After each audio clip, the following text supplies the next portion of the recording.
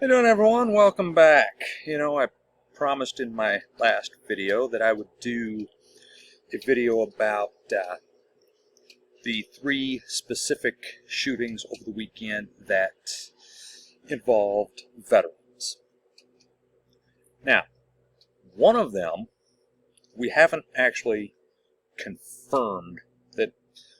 I got that actually from a neighbor's statement that apparently he had been in the Army, and then sources say he was in the National Guard. Law enforcement is not releasing that information, or has not released that information at this point in time. However, based on all available information, he was military, right? He was in either the Army or the National Guard, based on the preponderance of information that I was able to find.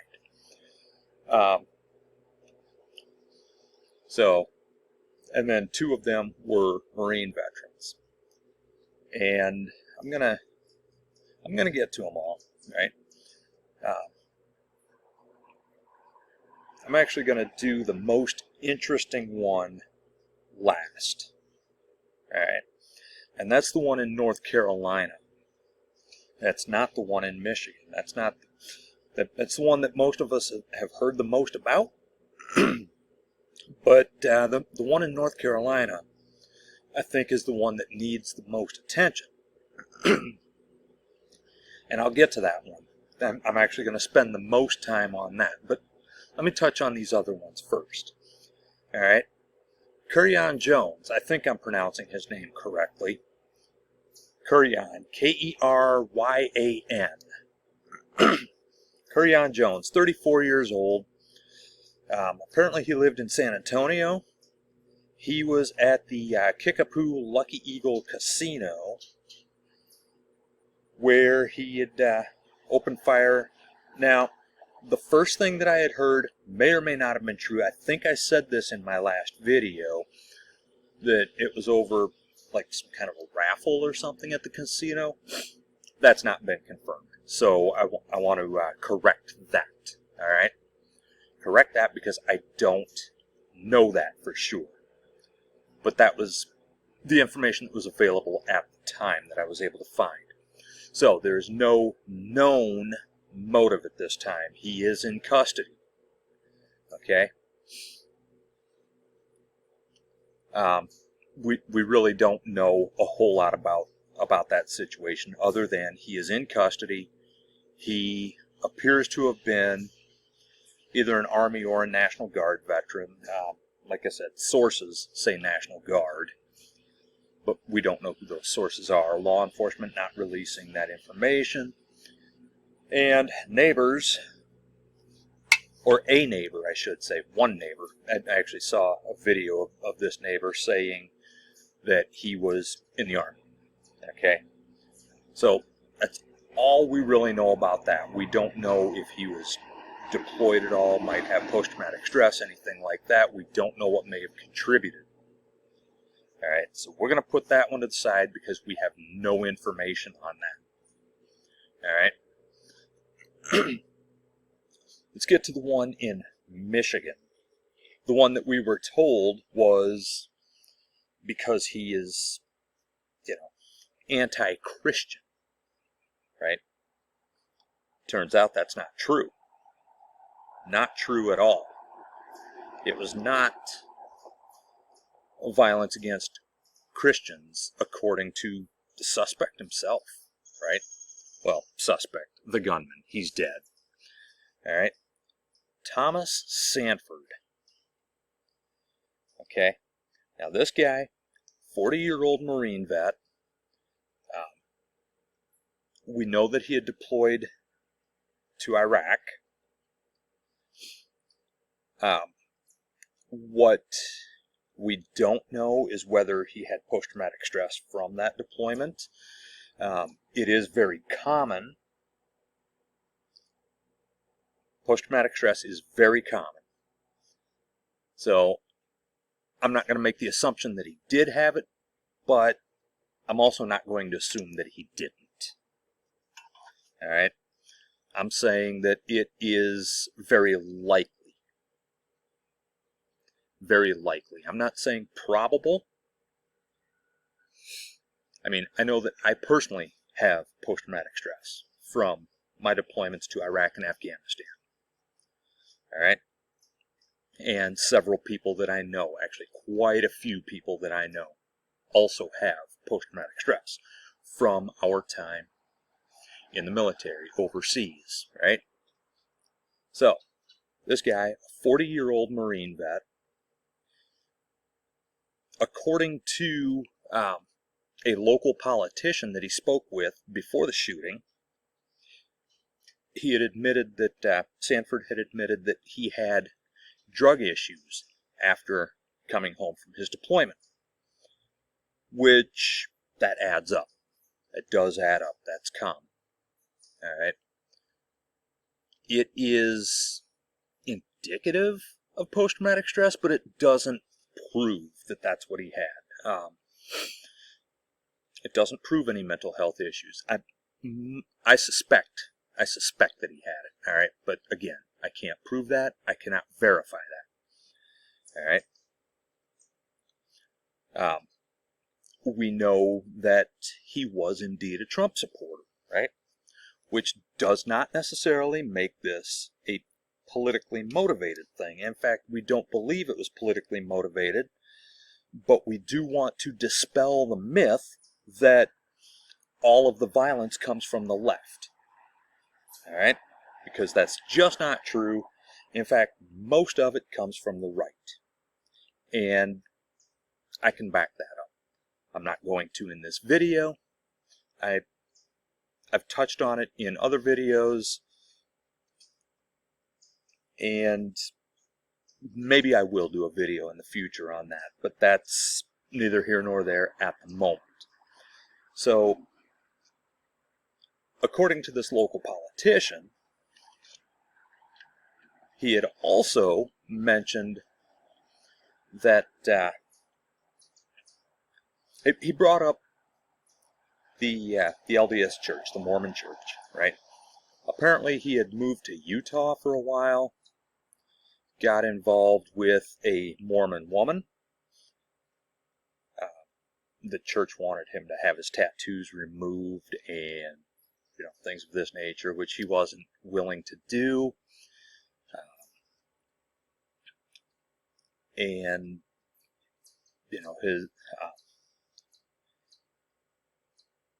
his perception of Mormons is that they believe themselves to be above Jesus. Now, is that true? I don't know enough about the Mormon faith. If you are a Mormon, please let me know in the comments. All right? Or if you're familiar with the Mormon Church. So, that's what he told this local politician. Now, how do we know that he was a Trump supporter? Easy. He had a social media post of, a picture of him and his wife and child, where he is wearing a t-shirt with Donald Trump's face on it, and it said, now this is going into the 2020 election, it said Trump 2020, something like make liberals cry again, or something like that. He also had a Trump sign on a fence on his property. Now, some people are saying, well, no, it actually said Stop Trump because it was above a stop sign. I don't know about you, but if I was going to do something like that, I would put the Trump sign below the stop sign so that it would actually read Stop Trump. All right. Also, I would not get an official Trump sign, which is what this was, right? So, we know that he was a Trump supporter. But again, this doesn't appear to be politically motivated. It appears to be religiously motivated, a hatred for Mormons. Not 100% confirmed, but that is basically what we have from the evidence that's available right now. All right. So, I mean, he drove his truck into the church, lit the place on fire, shot the place up. Several people are dead, several more wounded. He's dead from a shootout with police. All right. Now, let's get into the interesting one, right? I've got notes here on this guy, because actually I've got notes on all of them, but this guy, Nigel Edge is the guy's name. He had changed his name from, I'm not sure that I'm pronouncing this correctly. It looks like well, it is a French name. Sean, I want to make sure that I'm pronouncing this last name correctly, or I'm going to try to pronounce it correctly. Debevoise. Or Debevoise. Debevoise. So kind of like, similar to Devereaux, but it's more like Debevoise. Alright? That's Debevoise.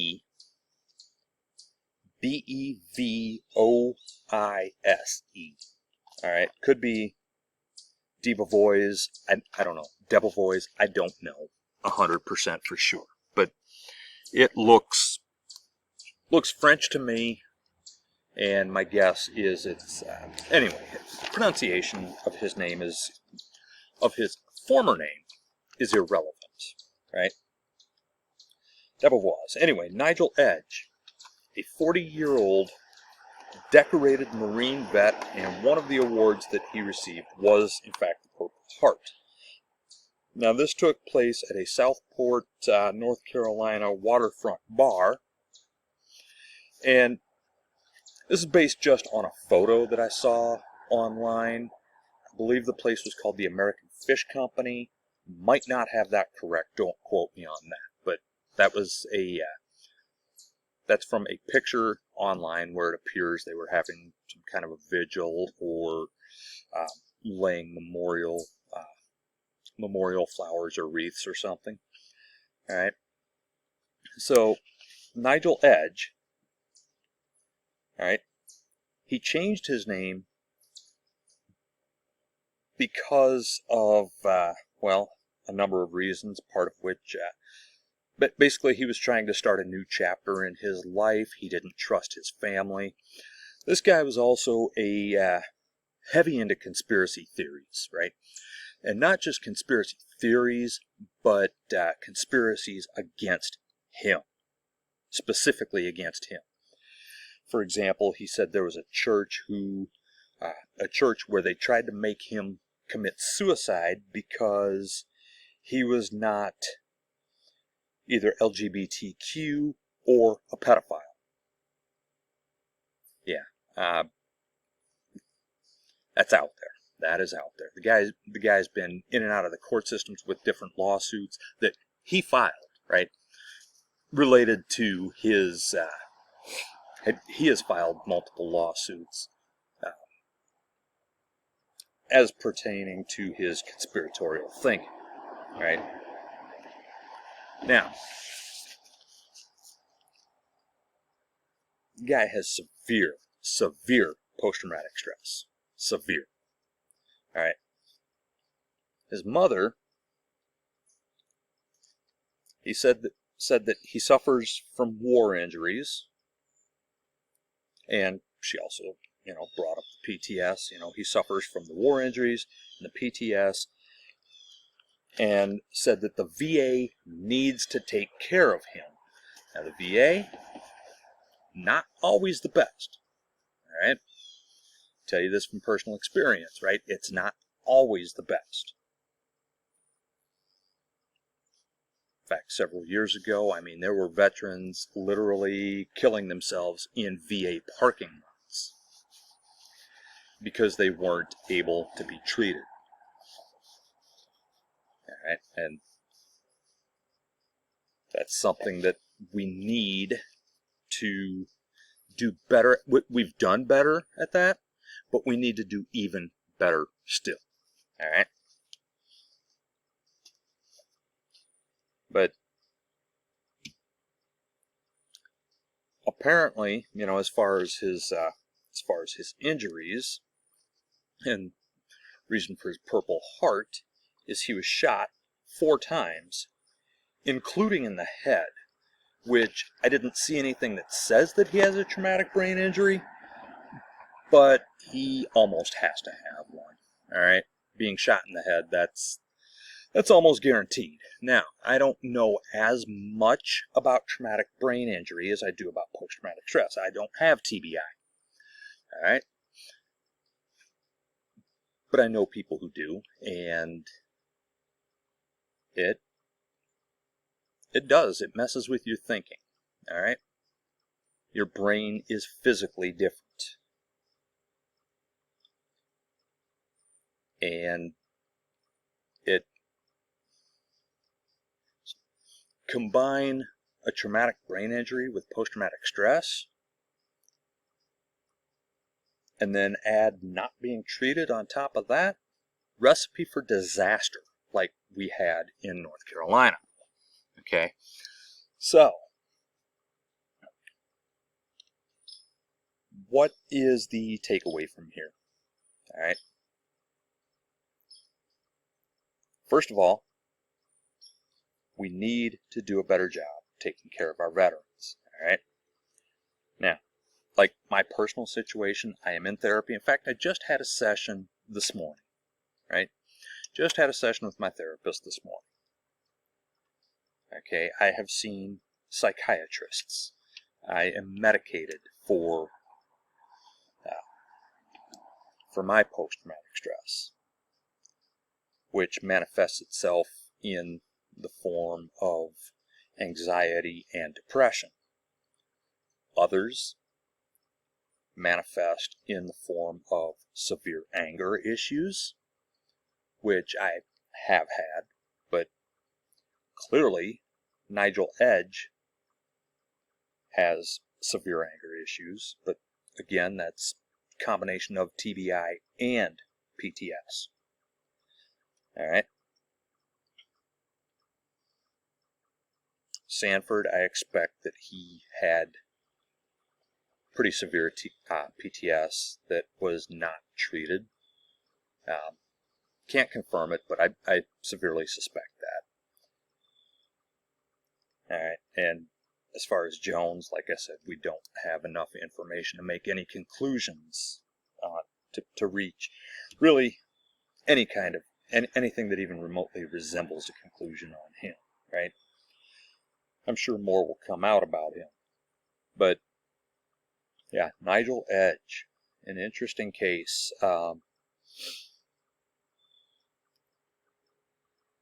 These, need to take care of our veterans. We need to improve our mental health care system overall for everyone in this country.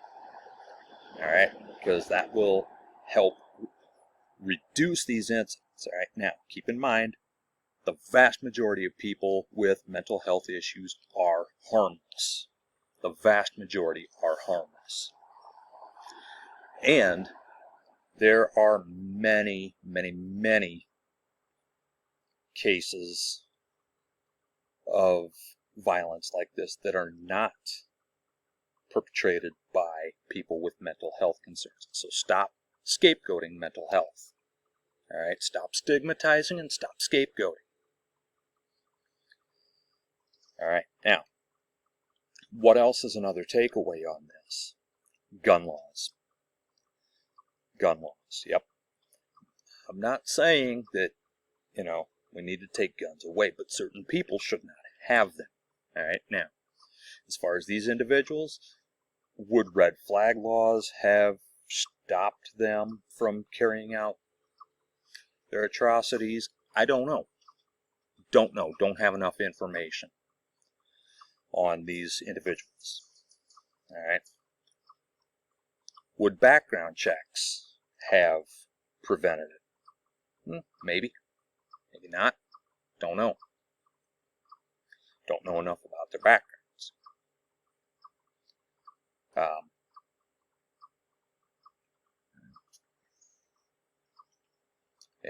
I mean, is advocating taking guns away from people, but and nobody is advocating a ban on guns either, right? Now, there are people who are advocating bans on certain weapons, specifically AR-15 style rifles, which I personally don't think is the solution. I don't think that's going to have much, if any, effect. All right, but that doesn't mean that we can't do a better job of regulating firearms. All right, doesn't mean that we can't do a better job of regulating. And there are a number of things that we can do, like I said. So, we need to take care of our veterans. We need to improve mental health care. We need to stop stigmatizing mental health, which will hopefully promote being treated and getting therapy, and if necessary, medicated. And in addition to gun laws, gun owners need to change the gun culture and stop glorifying. All right? There is nothing wrong with guns themselves. All right? But there is everything wrong with glorifying them. Sending out your Christmas cards with the whole family around the Christmas tree with AR-15s or other weapons. Completely unnecessary. It's outright silly. And honestly, it makes me think you're a little bit psycho. Alright? Now, if you're going to post pictures of yourself maybe at the range or whatnot, that's different. That is very much different. Because you're showing your abilities or whatnot, but that's a different discussion that really doesn't need to go anywhere, especially at this point in time. So, better treatment, better gun laws, change the gun culture. All right? And as far as changing the gun culture, it's going to take gun owners to do that. We are the only ones who can do that. All right? So, would any of that have prevented any of these incidents? We don't have enough information yet to know that, as far as these specific incidents, but there is reason to suspect that, there is every reason to, I do believe that better mental health could have stopped the shooting in North Carolina. In fact, I can almost guarantee it, not quite, but I can say with about 90% certainty that it would have prevented that particular one. All right. So anyway, that's what we have on those shootings. All right. And if I had more information, I would be able to tell you more. Unfortunately, that's all we really have at this time. So I'll catch you next time.